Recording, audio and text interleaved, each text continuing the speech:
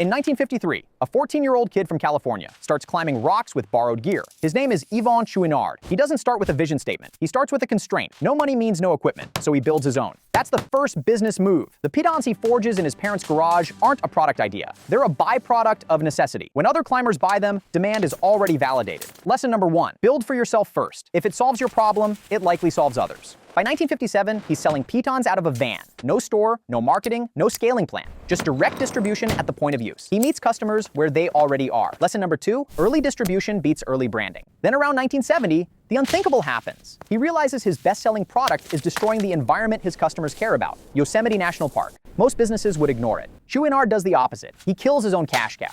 He stops producing pitons entirely by 1972 and replaces them with clean climbing gear. Aluminum nuts and hexes that leave no damage. Sales drop. People mock him. But he locks in something far more valuable than revenue: trust. Lesson number 3, long-term trust is more valuable than short-term profit. This decision quietly positions his brand as principled, not opportunistic. Customers don't forget that. When the climbing gear business stalls, he pivots again, not by chasing trends, but by extending the same values into apparel. He imports rugby shirts because they work better for climbers. That's it. Lesson number 4, don't invent demand, translate it. In 1973, he launches the Patagonia clothing line and opens a store, Great Pacific Iron Works, in a rundown meatpacking plant. No polish, no luxury signals. The store itself communicates the brand's values: rugged, utilitarian, anti-fashion. Sales are modest in those early years, but the signal is perfect. In 1984, the holding company rebrands to Lost Arrow Corporation. This is where the real business strategy locks in. Patagonia does 3 things differently: overbuilds quality, lifetime repairs reduce repeat purchases, but massively increase loyalty. Refuses trend cycles. Timeless designs mean inventory doesn't rot every season.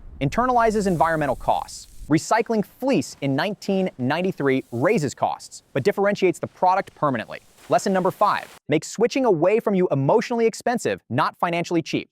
Then comes the most misunderstood move. In 1985, Patagonia commits 10% of profits to environmental causes, shifting to 1% of all sales by 1988. This isn't charity, it's positioning. It makes Patagonia impossible to copy without real sacrifice. Later, Chouinard formalizes this into 1% for the planet in 2002, turning his own rule into an industry standard, while still being the most credible player. Lesson number 6, if competitors can't fake your values, you win by default. The company nearly collapses in 1991 due to overexpansion. Chouinard responds by doing what most founders won't. He shrinks on purpose, layoffs, focus, fewer products, higher margins. Lesson number 7, growth is a tool, not a goal. When Patagonia enters politics, suing the US government over Bears Ears, printing "Vote the assholes out," it doesn't hurt sales, it accelerates them. Why? Because the company had already earned the right to speak. Lesson number 8, you can only take extreme positions if you've already paid the credibility cost. By 2022, Patagonia is worth roughly $3 billion.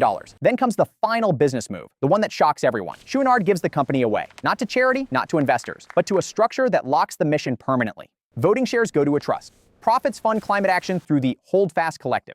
Patagonia becomes purpose-locked, immune to future sellouts. Lesson number 9, the ultimate competitive advantage is making betrayal impossible. Patagonia still makes money, still sells jackets, still grows, but now it competes in a category no normal company can enter. Not fashion, not outdoor gear, moral authority. That's the real business trick. Thank you all for watching. Make sure to subscribe and like the video. Until then, I'll see you in the next one.